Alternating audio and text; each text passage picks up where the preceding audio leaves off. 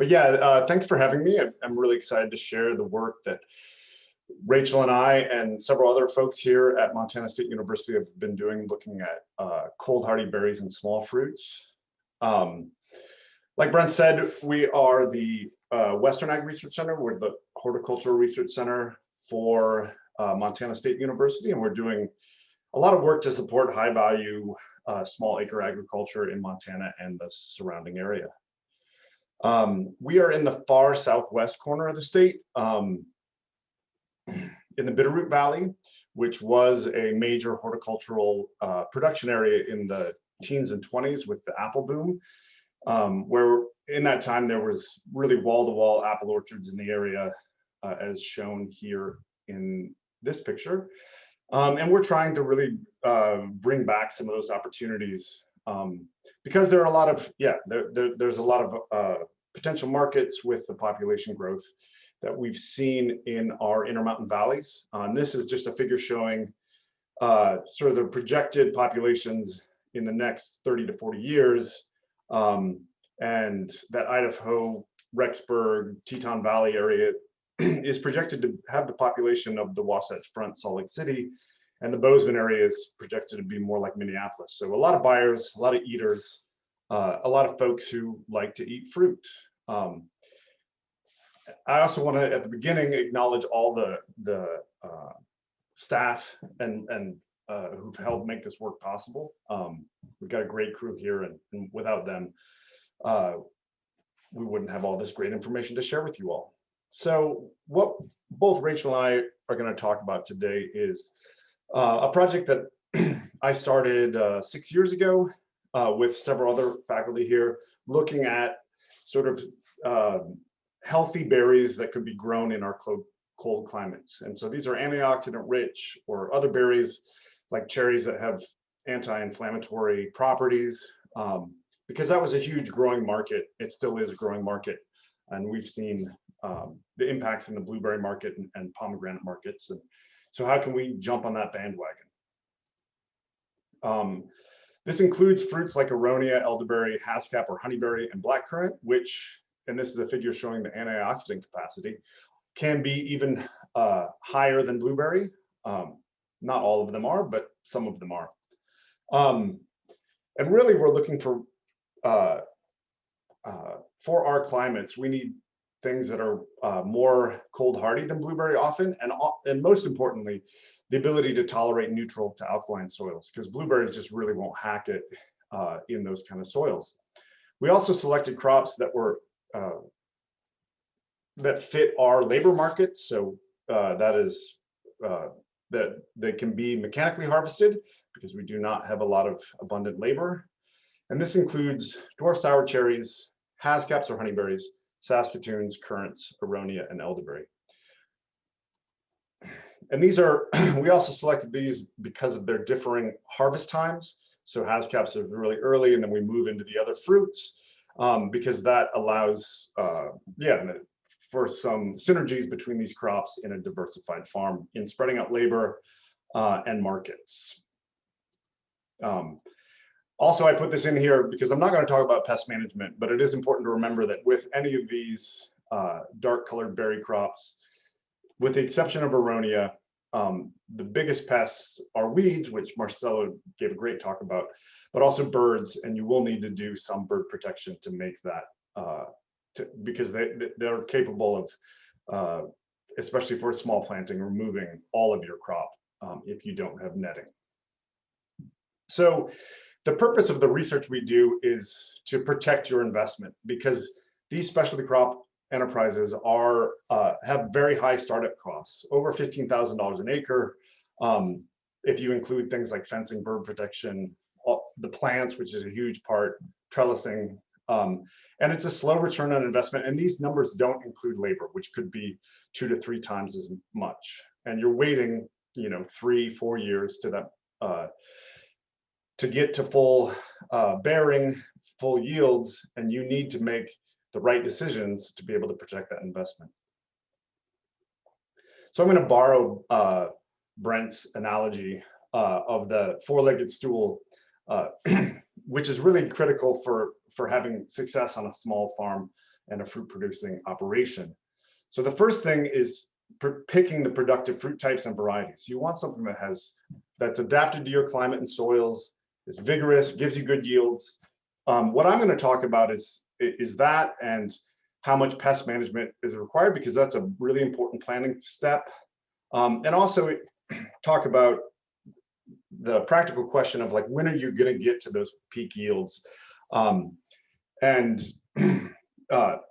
Which is really critical in planning your farm, because you want to know really, if you're planting a half an acre, how much berries and small fruits is that going to be, and how do you need to plan your operation, your business to handle that amount of labor, storage, markets, etc.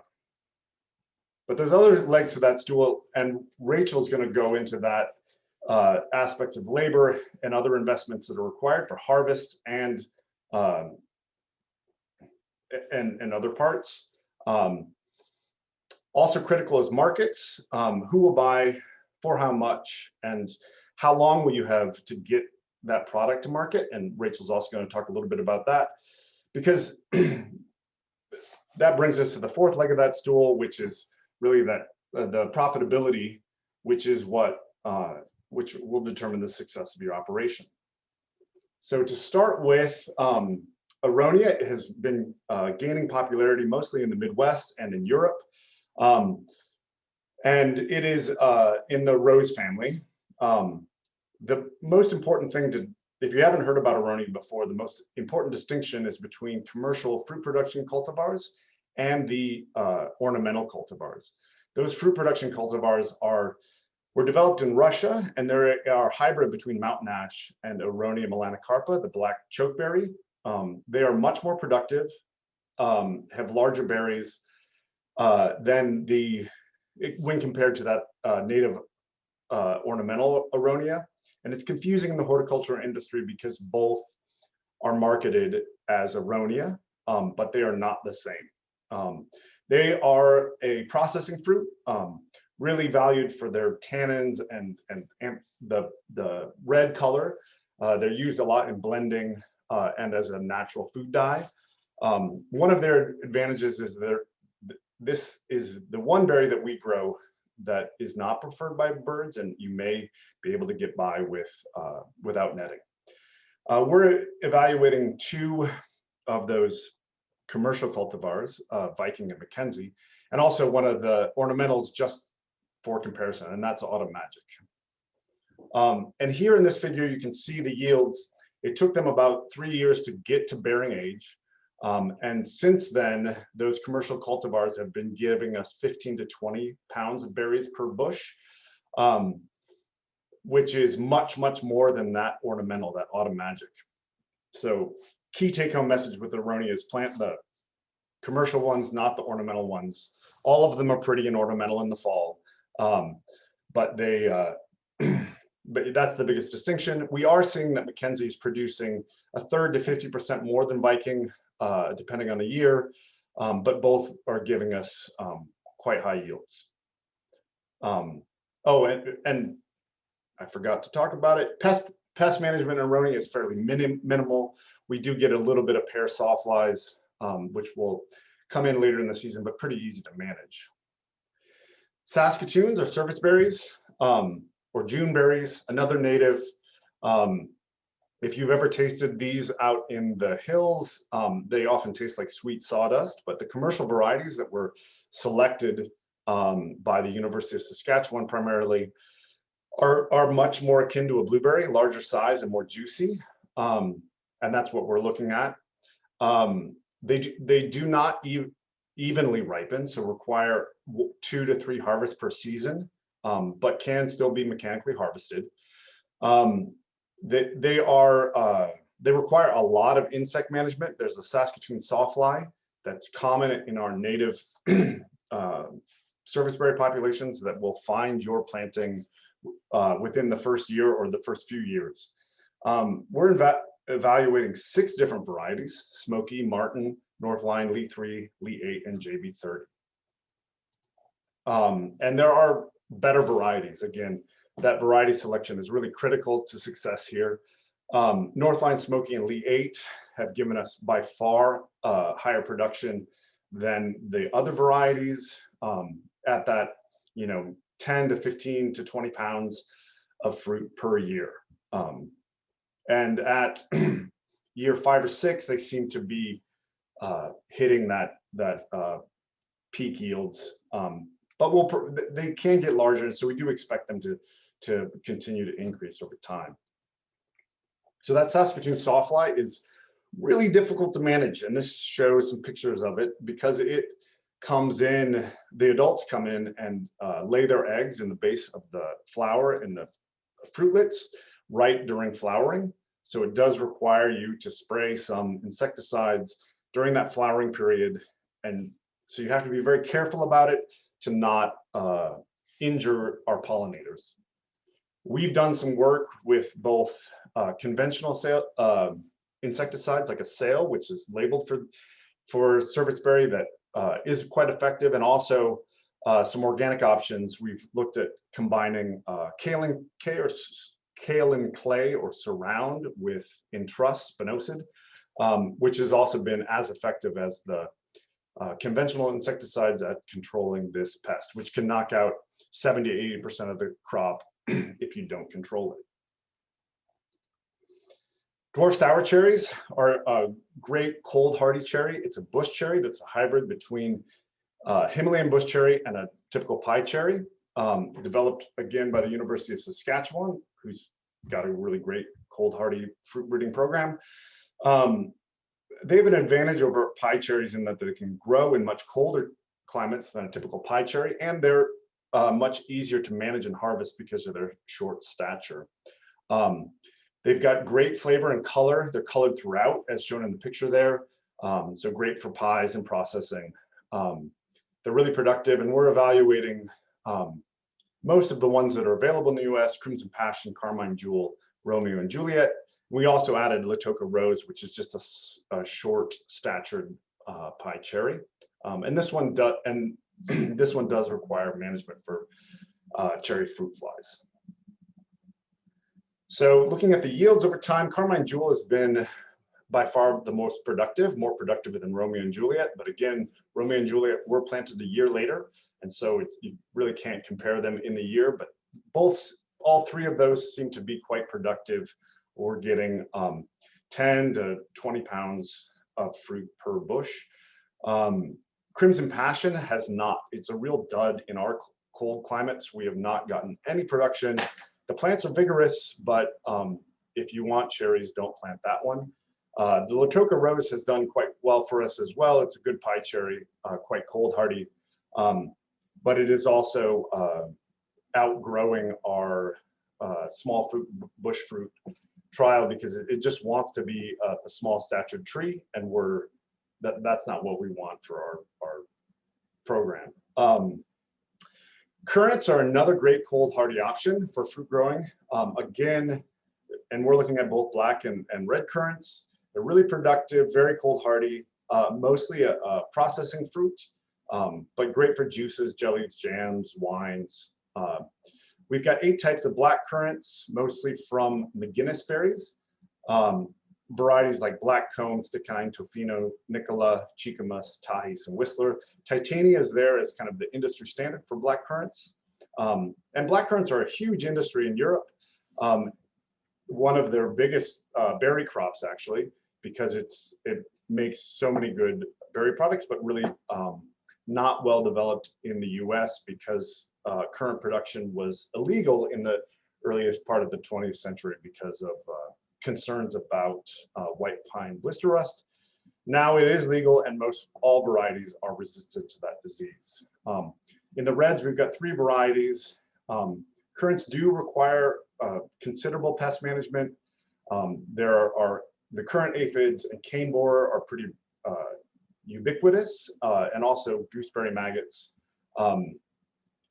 can wipe out a large amount of the crop, and I'll show you some information about how that manifested itself in our project. Currants, like caneberries, also require annual pruning because they bear mainly on 2- and 3-year-old wood, so a little bit more management. So this giant table is showing the yields over the years. Again, production is really kicking up these are all planted in 2015, so production is really kicking up. By the 4th year, we're getting to 10 pounds of fruit per plant in our better varieties. Overall, Tahis, Nicola, and Whistler for the black currants have been our most productive. In the reds, Ravada and Jonker von Tetz have given us much better production. In 2020, you can see that the yields went down quite a bit. The percent loss is shown in the column there on the left. So we saw 20 to 70% loss. Mainly, the loss was greater in the earlier flowering varieties, like the red currants. Yeah, so that it's another pest that comes in right around bloom. Be prepared for this pest, because it is to manage this pest. If you want to grow currants, there are a lot of management options, and that Pacific Northwest Pest Management Handbook has all that information. Haskaps or honeyberries are one of our favorite crops because they have a great fresh market where you can capture that higher value, and they can have a great flavor, which is akin to a cross between a blueberry and a raspberry. But they are really diverse. There are so many varieties in the market and so little information about which variety is the right one to pick. And there are huge differences between those varieties. The earliest varieties released into the US were mainly Russian varieties. But since then, Maxine Thompson, who was a retired faculty from Oregon State, and Bob Boers, who's the breeder at the University of Saskatchewan, have done a lot to make this, in the last 10 years, to make this a commercially viable crop that has great flavor, good berry size, can be mechanically harvested, ripens all at the same time. So we're evaluating a lot of varieties, about 15 plus different varieties that represent the University of Saskatchewan program, a lot of those Russian varieties, like Blue Corn, Blue Goose, Wild Treasure, Sugar Mountain Blue, and also the Maxine Thompson varieties, which are primarily just bred from Japanese genotypes. The common management issues, like all the berries, but particularly honeyberries, is bird control. They will eat all the fruit, they love them, and weed management early in the crop.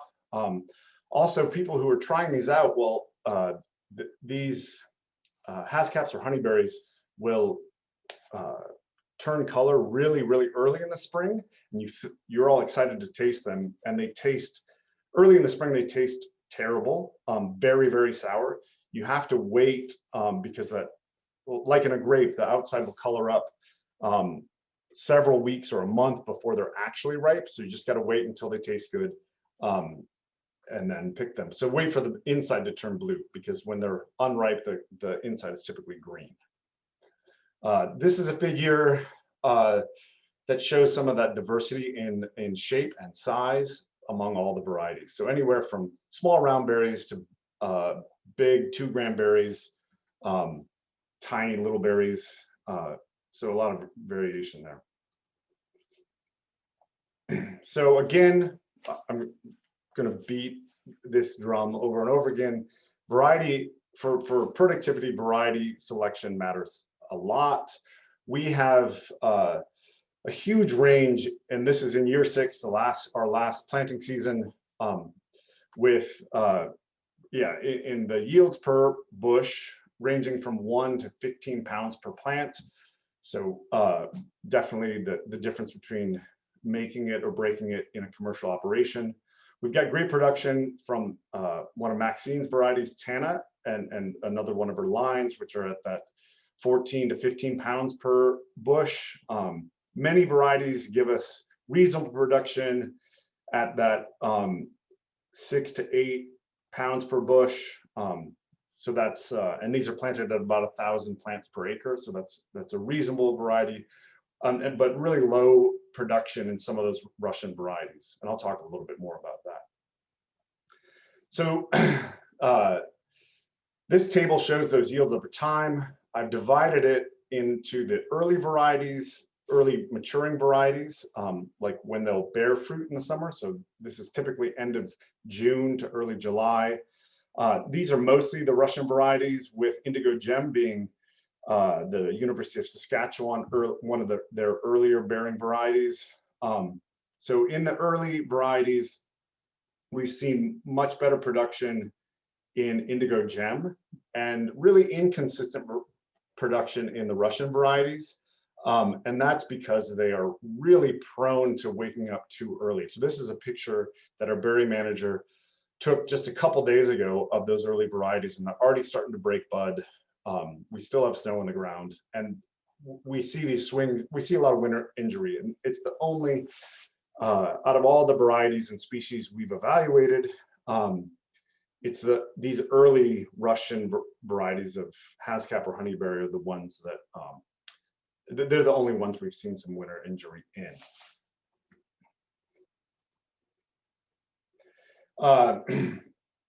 For the mid-bearing varieties, Borealis and Aurora have been quite productive, and we have a lot of great late-bearing varieties listed there at the bottom of the table. Also, at year 5, we're starting to see in the better varieties that the yields are starting to peak. So we think that we're starting to get to that plateau where you can expect, we're getting a real good estimate of how productive these varieties are. And at the high end, you can expect 10 to 15 pounds of fruit, of berries per plant. So to summarize all of this, we've got, there are a lot of exciting, relatively new types and varieties for colder climate areas. Again, these are fruits for colder areas, zone 5, 4, even 3, for colder winters, shorter seasons, that can produce good amounts of great fruit for your small operation. Again, this is a lot of information, but it's all on our website. So if you look, just do a quick search for Western Ag Research Center, it'll pop up and it's all there. Also, you have some great fact sheets that folks at Utah State University have put together, and the University of Idaho, the University of North Dakota State University's Carrington Research Center. A colleague of ours, Kathy Wiederholt, has some great information on growing those cold hardy fruits. And also check out the University of Saskatchewan fruit page, which has some great information